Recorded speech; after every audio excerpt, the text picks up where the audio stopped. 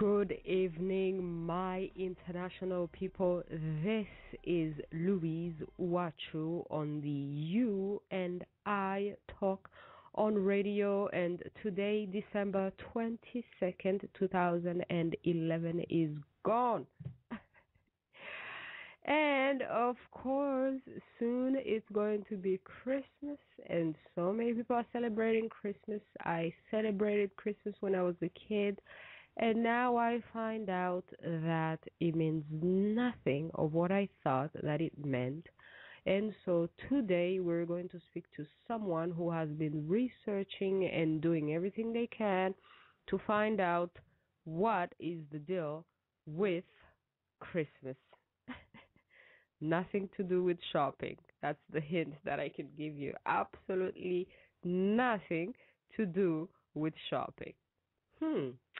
So let's call in our guest, and you will find out for yourself if you should keep shopping or if you should start a new. Wolf here. Hello. Hello. Yes. This is Louise Watch on the You and I Talk on Radio. Hello, Louise. How are you? Okay, so we have Burton Wolf, right? That's my name. Yes. And you are currently in Florida? Yes. I'm in Palm Beach County, Florida. And it's beautiful, isn't it? Right now, this is the kind of year that we love because the hot and humid stuff is gone. We're getting cool breezes. And this is the time of year when we can enjoy Florida. In the summer, it's miserable. It's definitely beautiful. I've been in Florida in December. It's really nice. So you are an expert and an author and a researcher and a teacher, and you have written a book called The Jesus/Christianity Hoax, right? Yes, except you can't call me actually a teacher. You know, I don't teach in any school. I'm only a teacher in the extent that I try to educate people through my writing and publishing. You'll be our teacher tonight then. All right. That's what I will try to be. Okay, that's exactly what we need because we have been taught so many things about Jesus, Christianity, and of course Christmas, and we don't know who to believe anymore. Now, how did you come about writing this book? Oh, I've been interested in religion ever since I was a child. And I was led to believe a lot of things which I found that are not true. And so I embarked on a long research project, so to speak. It covers at least 40 years, in which I've read everything I can get my hands on about it and talked to scholars and theologians and whatnot. And all this time, I've been a social reformer.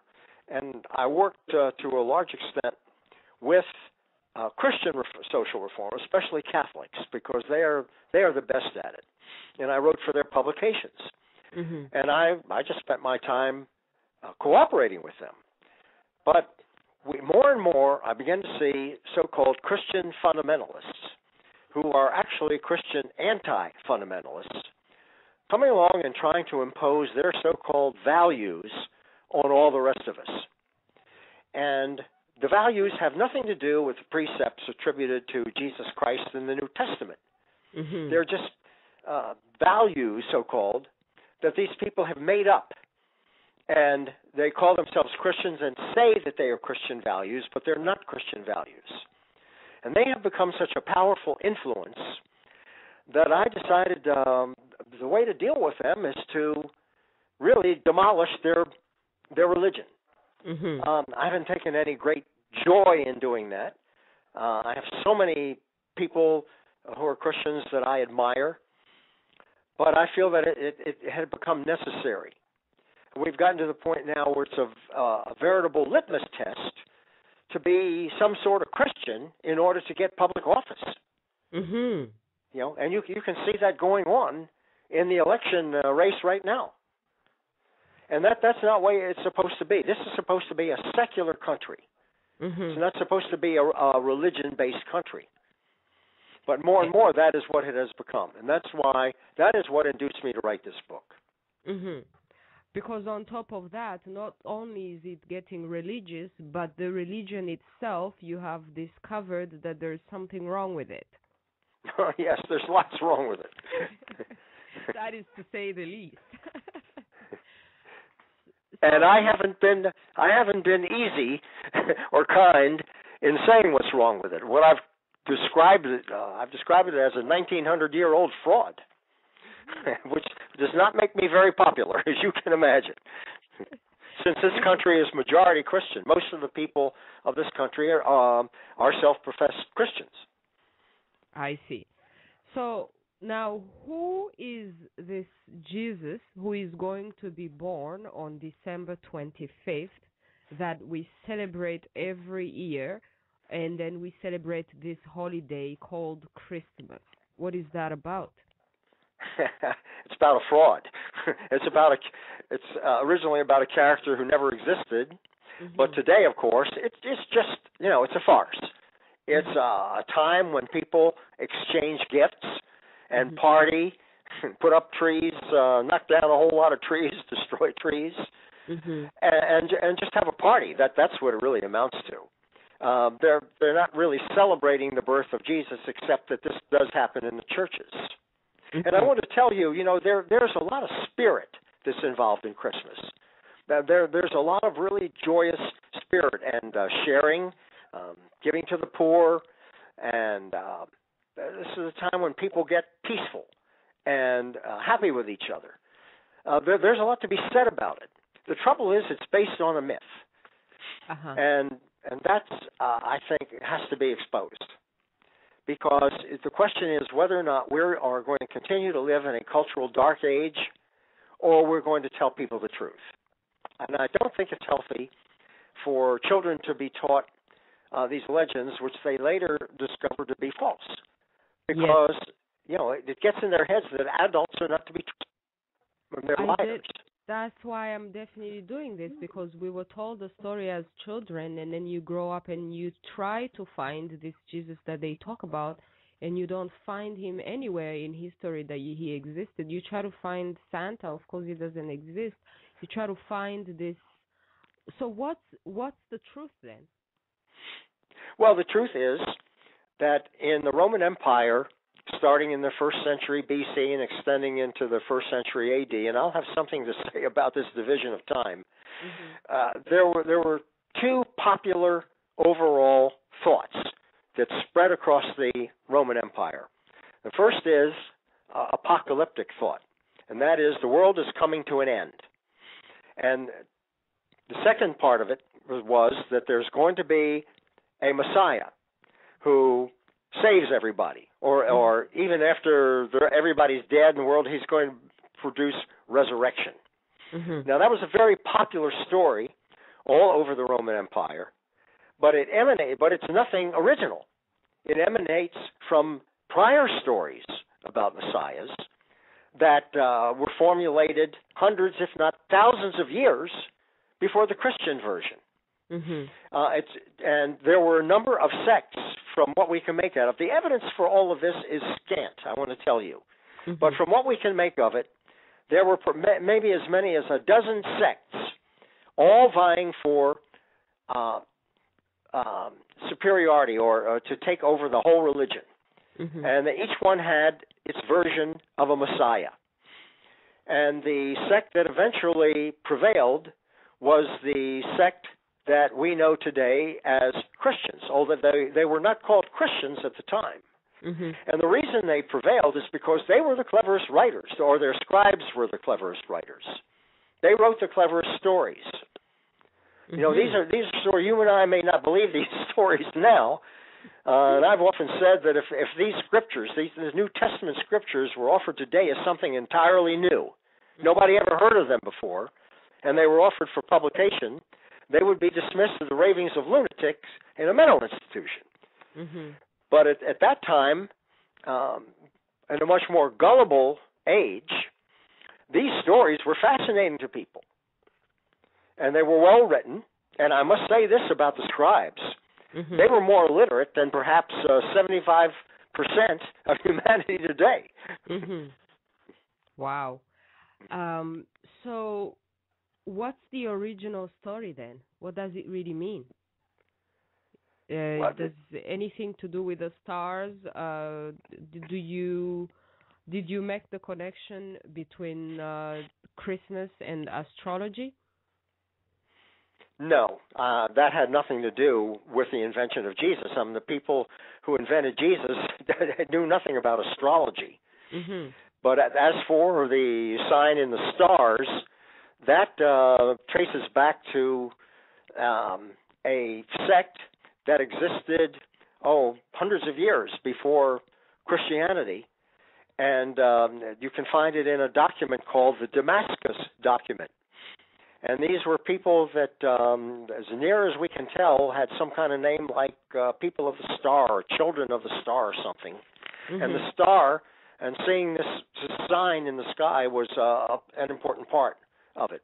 So this story of the wise men seeing the star in the sky and identifying this as the sign of heaven from the birth of Jesus, that's an old story. And it's very interesting that this became a front-page story in the New York Times of December 25th, 1910.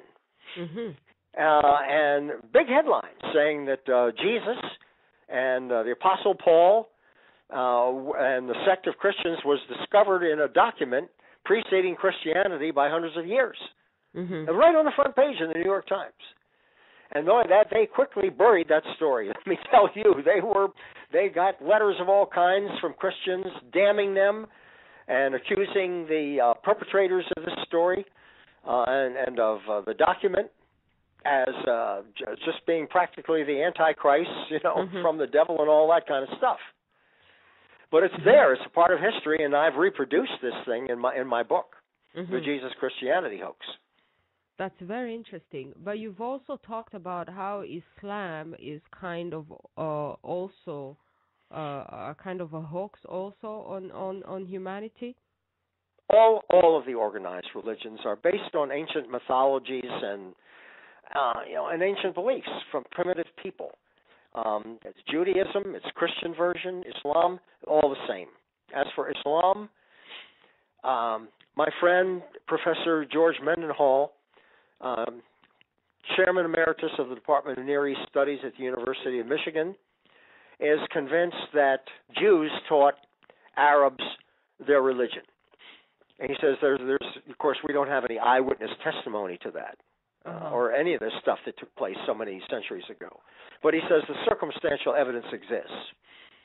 And so what happened there was that this term God was originally Yahweh, Yahweh, which was the ancient Hebrews version of the male deity that creates everything, which is why you see God refers to as a he in the Bible. And all that these Arab scribes did, circa sometime between 600 and 700 A.D., was to substitute Allah for Yahweh. Now, and then the Prophet Muhammad became the substitute for Jesus. And the reason for this was the Arabs wanted their own religion. They were in a battle with Christians, of course, in the Christian Crusades and whatnot. And so they invented the Quran. They invented the stories in the Quran. There's no evidence that the Prophet Muhammad ever existed. And as to Allah, that's just a substitute for Yahweh. And you read these stories in the Quran, and they're all revisions of other stories, some of which are expansions upon what's in the Old Testament. So where did the Jews get their knowledge then? Where did who get the knowledge? Yeah, where did the Jews get their knowledge in order to teach it to the Arabs? Well, these were stories that were handed down orally and became stories that they wrote into their scriptures. And it wasn't a question. It's not a question of knowledge, of fact. It's what was handed down to them from thousands of years ago. By the way, the man that practically all biblical scholars refer to as the foremost biblical authority of the 20th century was W.F. Albright. And his estimate is that all these legends that you find today in Judaism and Christianity and Islam are the product of stories that were handed down orally from as long ago as 20,000 years.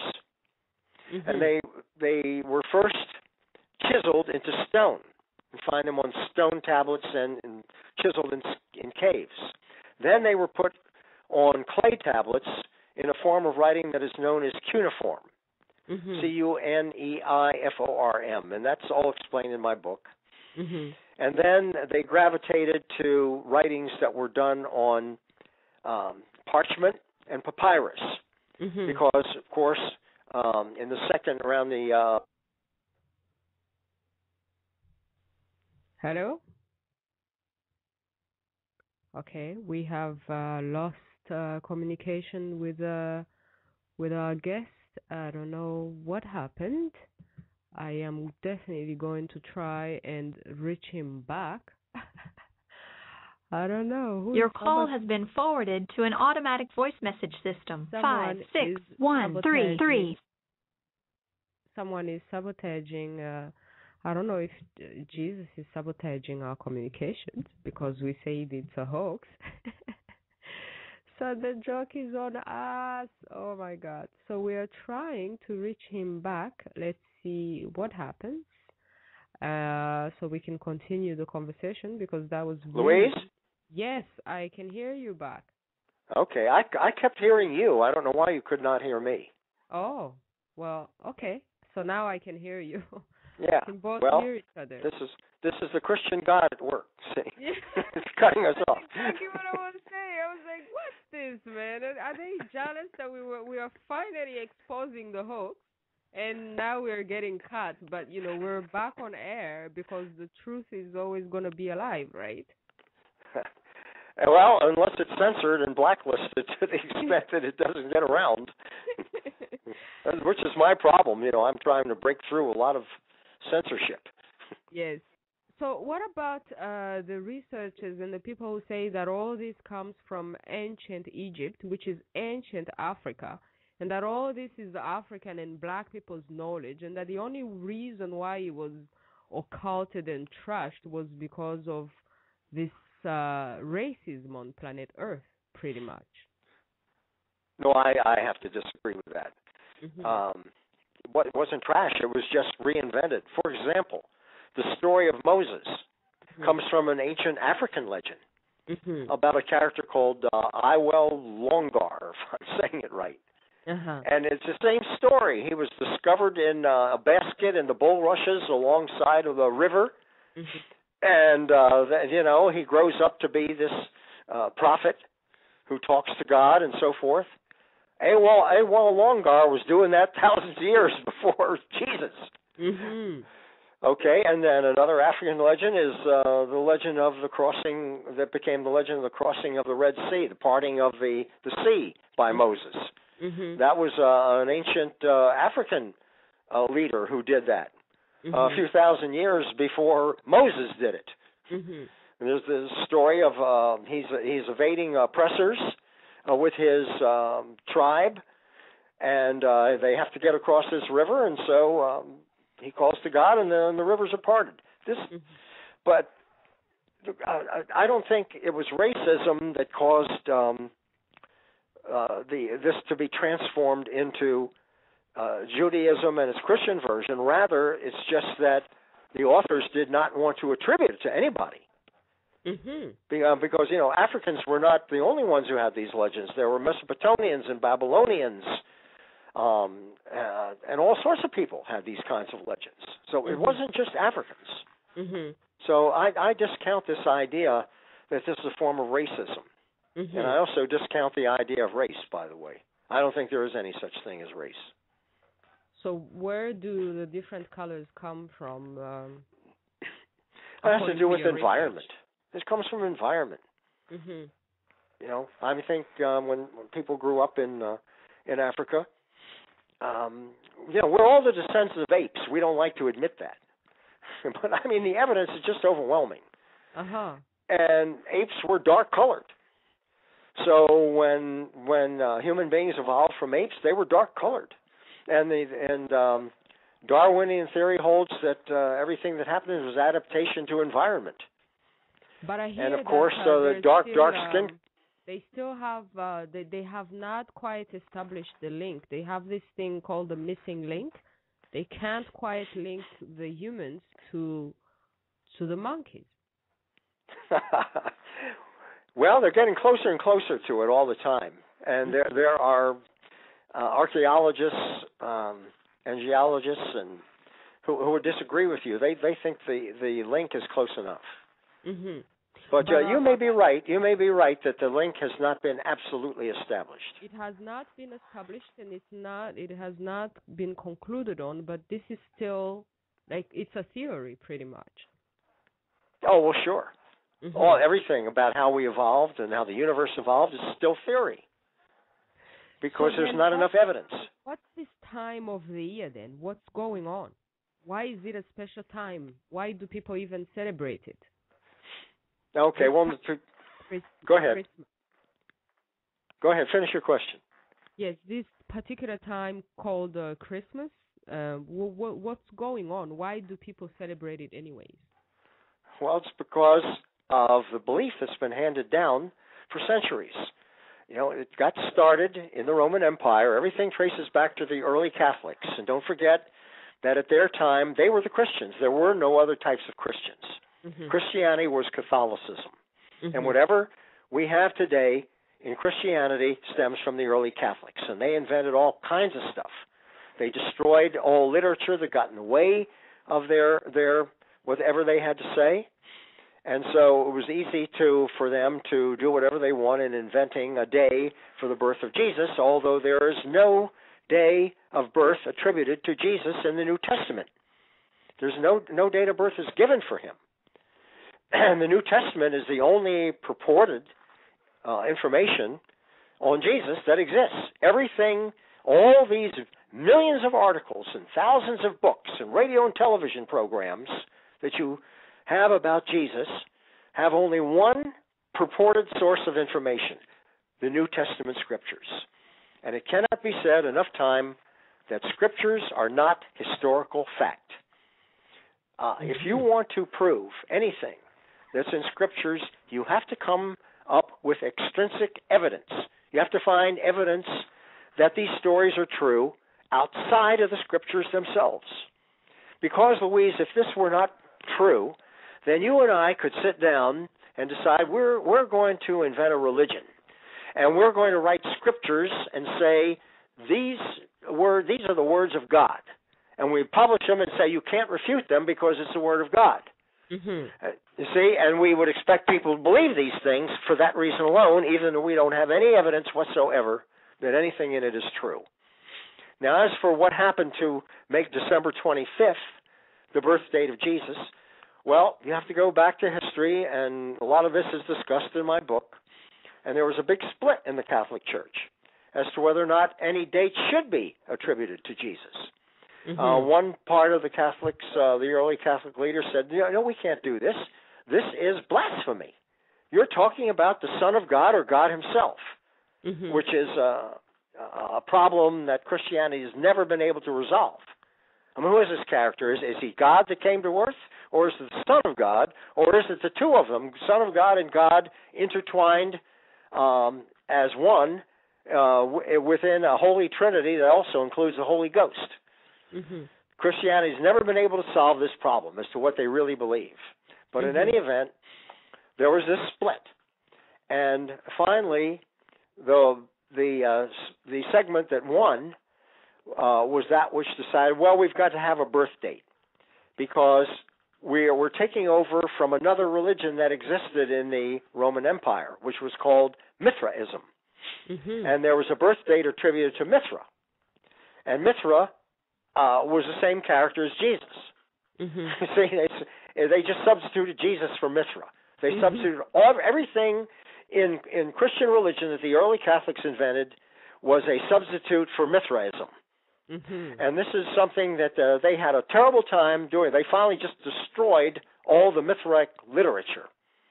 And they had another problem in facing the Roman army, because Mithra was a war god, and the army did not want to accept Jesus as the substitute god, which Emperor Constantine was trying to cram down their throats, because Jesus was a pacifist god. So they had a horrible time with all that. And finally, one of the reasons for inventing the date was because Mithra had a date. So now there had to be a date of Jesus, and then they could say that, well, all these stories about Mithra and his date were the devil mocking the church. See, that was a standard thing that you find over and over again in their sayings in their literature. Now, as for this date, let's see. I want to be sure I look at back at my reference for this. I don't want to get confused because I don't have all of this in my memory. But the day they chose, which was the early Roman calendar equivalent to our December 25th, was reputed to have been the sun's new birth after the winter solstice. And it was also purported to have been the day on which the gods Apollo, Bacchus, and Mithra were born, according to their cult worshippers. So you see, you got the same date for all these gods. And you have to understand the mentality of these people at the time. If you tried to come up with a new religion, an entirely new revolutionary religion, you are not going to get anywhere. It had to be tied to prior religions, prior belief. And so that's what the early Catholics did. They tied these stories to all the legends that existed to make it more believable. Now, to you and I, that would make it totally unbelievable, but that existed. The opposite existed in those days. It's like what musicians do today. They take an old song that people loved, and then they do a remix. Is that similar to that process? Sure, there are similarities. Now, there's something important that you said, that this new religion, this new Jesus, is a pacifist God.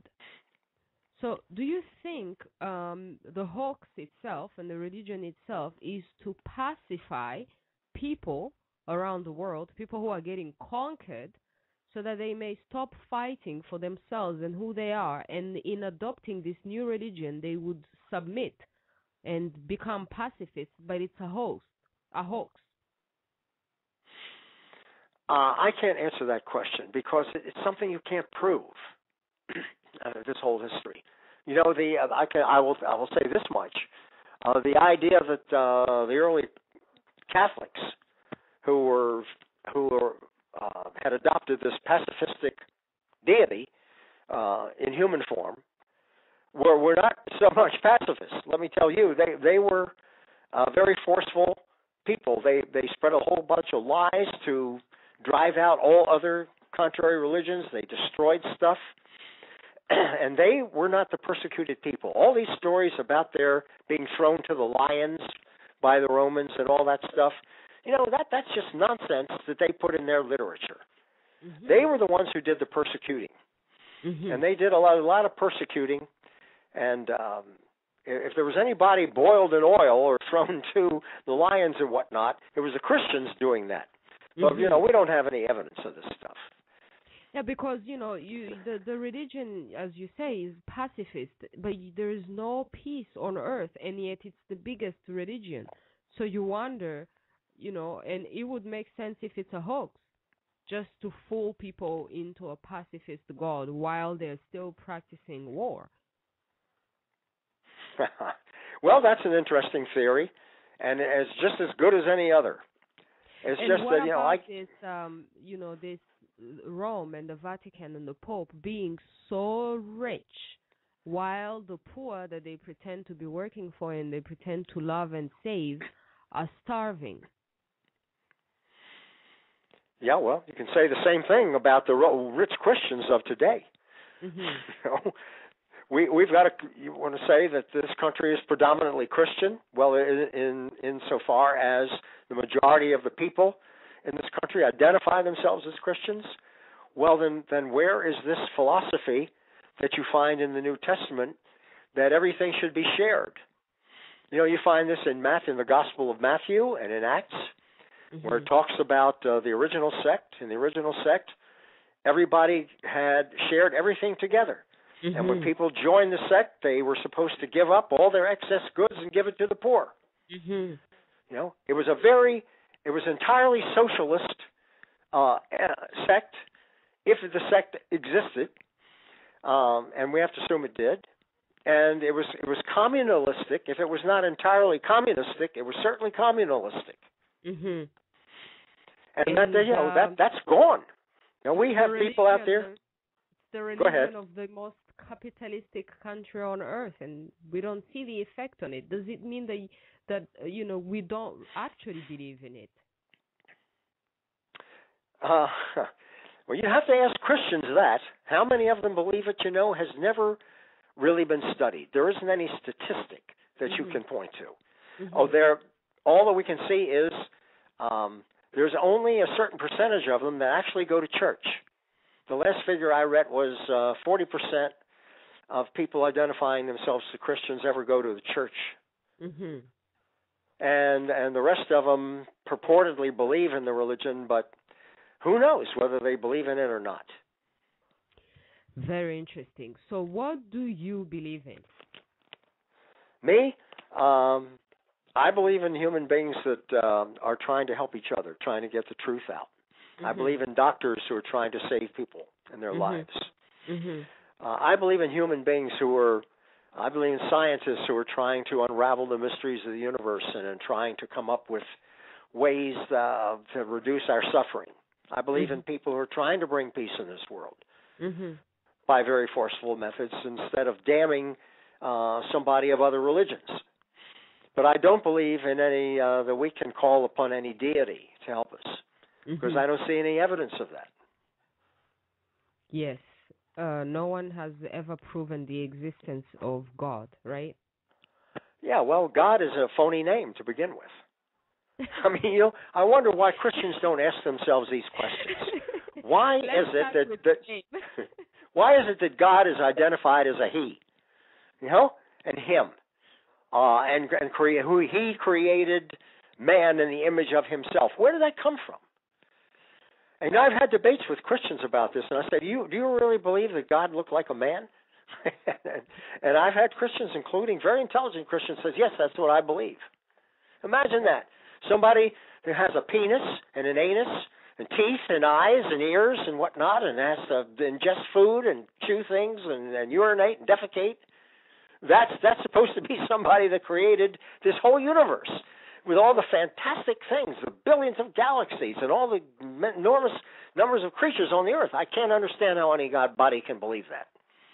But anyway, God is a phony name for Yahweh. The early Catholics dumped that name because they did not want the male deity that created everything to have a Hebrew name. That's what it all amounts to. So what do you believe happens, we were talking beforehand, after death? Are you going to heaven or are you going to hell for saying all these things, you know? Again, heaven and hell were concepts that were originated by primitives, people that today we would call savages. You know? And to continue to believe in this stuff keeps us in a cultural dark age. No, you know, hell is here on earth. You know, I will quote Marlowe in his book, in his play, the original Dr. Faustus play. And he's got Faustus asking Mephistopheles, well, if you're from hell, how is it that you're out of hell? And Mephistopheles says, why, this is hell, nor am I out of it. So we are in hell right now. We sure are. And we don't even have Jesus going to come and save us. No, I can't believe in that. But I won't say that I'm absolutely certain that's not true, because I don't know. Where should we get our power from? How are we supposed to live on this planet? Where are we supposed to get the power and the inspiration from? We get the power from knowledge, if we would only use it. And we are using it to create all kinds of things that would have been miracles to a prior generation. there would have been, I look at these things I'm doing on the internet, on my computer all the time, and this is done by geniuses who, the only thing I can try to do is to get into the program, get into their mind to see how to use their programs. But I wouldn't have any idea how to make all these things work. It's almost like black magic to me. So that's the power comes from our minds. That's where it comes from, and our minds have evolved. Let me just tell you, Louise, where I get my position, which is called agnostic. Mm-hmm. It comes from Thomas Huxley, a brilliant novelist and philosopher and essayist. And the way he put it was this. He said, people are always telling me what they know. And I hear this from, the people on the one side, they know God exists. And the others who are atheists tell me, I know that God does not exist. Mm-hmm. And what he said was, well, I do not know. And I don't think these people are any more intelligent than me. As a matter of fact, most of them are not as intelligent as me. Mm-hmm. So if I can't know, they cannot know. Mm-hmm. So he invented this term, agnostic, which he took from the ancient Gnostics, who were noted for their wisdom. Mm-hmm. And there starts with the letter G, Gnostics, and he put an A in front of it, which means it's sort of out of Gnostics, or out of his Gnosticism. Mm-hmm. And I've pretty much developed his belief, his position on the matter. Mm-hmm. That's very interesting. There's an ancient African wisdom that says that the nature of God, in quotes, is so that human brain cannot understand it because we are actually not smart enough to understand it. At this point, we are still having trouble understanding the universe and how it works. Mm-hmm. The most brilliant minds are having trouble. They're having trouble coordinating quantum physics with the force of gravity. Mm-hmm. As a matter of fact, they're still having trouble identifying exactly what gravity is. Mm-hmm. Now, they're still debating all that. And on top of everything else, the Big Bang Theory, which is supposed to be the physicist's form of equivalent to gospel, truth, is being challenged. There are a whole bunch of physicists now that have come up with what they call a string theory. Mm-hmm. And they've come up with this theory to try to make it a unifying theory that unifies quantum physics with gravity and with black holes and all these other mysterious things that go on in the universe that not even Einstein could unify. Mm-hmm. He left off without being able to unify all these different theories, which was the disappointment to him in his life. Mm-hmm. And as part of this string theory, some of these physicists are even trying to formulate the idea that there are parallel universes, and that we can't see, and there could be somebody from this parallel universe sitting right next to you, or floating right next to you, and you can't see this person because the parallel universes are separated. Now this comes from physicists, this comes from scientists, and they are no more able to prove this stuff than Christians are able to prove that Jesus came to earth as this God or the Son of God and started performing all these miracles. Wow. So pretty much anyone can wake up and dream something and then put it out there, because what's out there anyways has not been proven. It's all imagination, if I may. Well, not everything's imagination. I mean, anything that we can get our hands on is not imagination. I hear you talking. That's not imaginary. I'm looking at things that come over the computer. That's not imaginary. I'm seeing these things, and so on. I'm looking out at the nature, and I'm seeing trees, and I'm seeing the products of nature. That's not imaginary. They're products that and I'm looking at artifacts, or scientists are looking at artifacts, and they're seeing signs that there was evolution of all these things that started in the primordial soup with unicellular organisms that spiraled into multiple organisms, and that became creatures in the sea, and creatures that got out of the sea and onto the land, and then creatures that were on the land that were mammals and went back into the sea, such as the whales. And you can it's possible to trace all this stuff. The question is, how did all this happen? And that's what that nobody can come up with. It's the great mystery, as how all these things occur. Imagine from unicellular organisms to what we are today, these complex creatures we are. Wow. Nobody can explain that. I think we should just be humbled by the brilliance of whoever is behind all that. Now, this brings me to a question. Do you know which date we are? Can someone tell us which date we really are? And are we actually in 2011? Well, that I told you I would come back to this BC AD division. You know, there's only one place where this kind of thing occurs. That is where you start at a point in time and you come down backwards. You know, from that point, down, down, down, down, down. And then let's say from the 18th century BC, 17, 16, so on, until you get to the 1st century BC. And then all of a sudden, on one day, there's a cutoff, and you start with AD, and now you start going up again.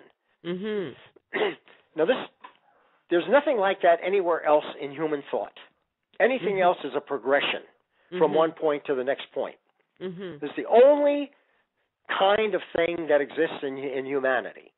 And this is one of the inventions of the early Catholics, who were the most treacherous people on earth before the Bolsheviks and the Nazis arrived. They had big bonfires like the Nazis did, destroyed all literature, they invented all kinds of nonsense, and they invented this division in time. And supposedly, the division occurs because of the birth of Jesus. That's exactly the thing. You know, they tell you we're in 2011 because of the birth of Jesus, but now you say there is no Jesus. Right.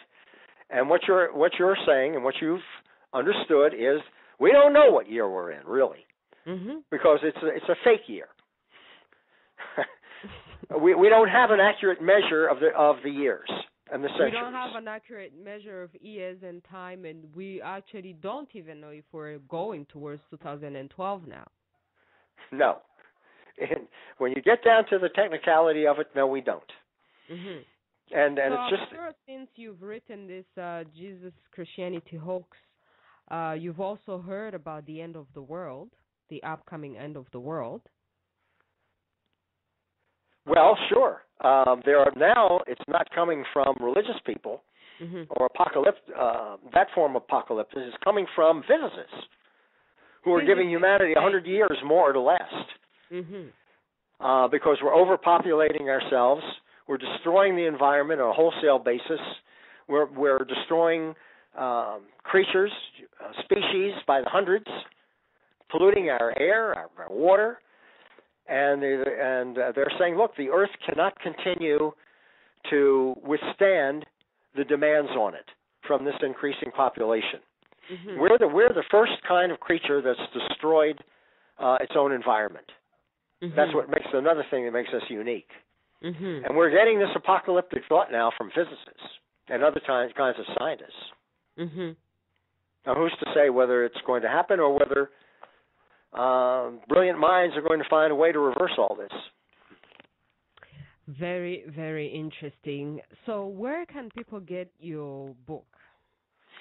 They can go, they have to have a computer, first of all, and they have to get on the computer and into their, what's known variously as their web address bar or their internet search bar, and type Mind Opening Books into it. Yes. And that will get them to a website where it tells them how to order the Jesus Christianity hoax. You have the and we'll tell them all kinds. And you have the Black Pope. Yeah, that's the biography of Anton Szandor LaVey, who represented to be the devil's representative on Earth. Fascinating character. I got into trouble with that for writing the biography of him. I was accused of being a Satanist. I just wrote a biography about him. That's all. I'm not a Satanist. So was he actually a black person, or they just call him the Black Pope? Oh, that was an invention of the media. Oh. The media invented that name. So that's the name I used. I see. But they're saying that we may get a real black person pope soon. Do you think that's just further into the hoax? Well, first of all, I don't use this term black. Mm-hmm. Black to me is an adjective, an adverb, which has been turned preposterously into a noun. You know, a black, the blacks. Mm-hmm. And, you know, people who are called that are not black. Mm-hmm. They're brown. Mm-hmm. I've looked at your picture. You're not black. Mm-hmm. The only part of you that's black is your hair. Mm-hmm. You know? So to call people blacks is absurd. Mm-hmm. And to make a race out of it is even crazier. Mm-hmm. But can a person who is of dark skin color become Pope? Sure. Look, a person of dark skin color has become the President of the United States. Yes. But he's not a black. Mm-hmm. Neither is he an African American. Mm-hmm. You know, he's a person of mixed breeds. Mm-hmm. A white woman and a dark brown man. Mm-hmm. Definitely. And I think all this stuff has to be put aside. We're all human beings. That's what we are. And then the color of us doesn't make a damn bit of difference. Mm-hmm. You look inside of us, we've got the same structure, same skeletal structure, same kind of brain, same kind of blood system, nervous system. Everything is the same. Mm-hmm. It's just the physiognomic characteristics that are different. And you know, this all goes back to leave it to the Germans to invent this crap. Mm-hmm. This all comes from 17th, 18th century crackpot German philosophers. Mm-hmm. Who were taking people and using their physiognomic characteristics and turning that into a concept of race. Mm-hmm. Until they came along, there was no such concept. It wasn't in the eastern part of the world or the western part of the world, where our knowledge comes from the ancient Greeks. They didn't have any such concept. Mm-hmm. There were dark-skinned people mingling around with them, and they had a different culture that was described at times, but not race. They weren't considered a different race. Yeah. So what would you like to see happen to the whole Christianity, Islam, Judaism? You know, they are so powerful, and they have centers. They have Rome, they have Jerusalem, they have Mecca. What would you like to see happen to all that? Well, I'd like to see all these organized religions discussed to the point where people, using their intelligence and the resources that they're given and the lessons that they're given, the education they're given, can see that these organized religions are sham. Mm-hmm. And that they are causing far more destruction than any kind of benefit that they are giving to humanity. Mm-hmm. And I would like people I'd like to see them scrapped. And I'd like people to see that we don't need them in order to help each other. What has to happen is we've got to accept a reality that you and I and all of us are just a snap of the fingers in geological time. Mm-hmm. You know, the light goes by so fast, we can hardly believe it. And I think that we have to recognize we're all brothers and sisters who are caught in this same trap. The minute we're born, we start to die. And I think we ought to be spending our time trying to make ourselves as comfortable as we can on this earth. Mm-hmm. Instead of fighting each other over these sham religions and dividing ourselves into nations and fighting each other over territory and all that. This is madness. I'm declaring you the new prophet then. That's very interesting. So I thank you so much for coming on the show today and educating us on this topic. And I want to tell the listeners one more time that the book is called The Jesus Christianity Hoax, and they can find you, Burton Wolf, on mindopeningbooks.com. Yeah. And also, I want to tell them, shame on you for not calling in. I know there are people listening to this broadcast. Oh, yes, they But they didn't call in to ask questions or make comments. I didn't pick up any calls. That's the reason. Yeah. You didn't receive any? No, I did receive, but I wanted to speak to you and to have you speak on because I find the interruptions just distracting for no reason. Oh, okay. So you did get call-ins, but they just didn't get a chance. You saved me. Hey, you saved me, Louise. Don't tell Jesus. He may be jealous. Well, thank you very much. We're coming to an end, and the author, the expert, is called Burton Wolf, and people, you can get his books on mindopeningbooks.com and get real knowledge, find the truth. Don't listen to the hoax, right? Right. And Louise, I want to congratulate you on having the courage to attempt to get truth out to people. You can't get this kind of discussion on standard radio or television in the mass media. Mm-hmm. They just censor this kind of thing. They just can't stand it. They're afraid of it. You know, it scares them out of their wits to put somebody like me and discuss these things. They can't refute anything I'm saying, but so they just won't listen. They just keep me off the air. Yeah. And, you know, we need people like you. We need people like you to have these kinds of discussions so that people can see an alternate to what they're being taught in the mass media. Thank you very much. I'm in love with knowledge and wisdom, and wherever it is, that's where I'm going. Good for you. I admire you tremendously. Thank you so much, and I really appreciate you coming on, and I am going to read more and more of your books. Okay. And you'll All have... right. So what do I wish you? Happy holidays? Nah, I don't have any holidays, Louise. I work every day is the same thing. Every day is a holiday to me. Happy life. Okay, and I wish you the same. And to everybody that's listening, a happy life. Yes, thank you. Have a great evening. Okay. Bye. Good night, Louise. Good night.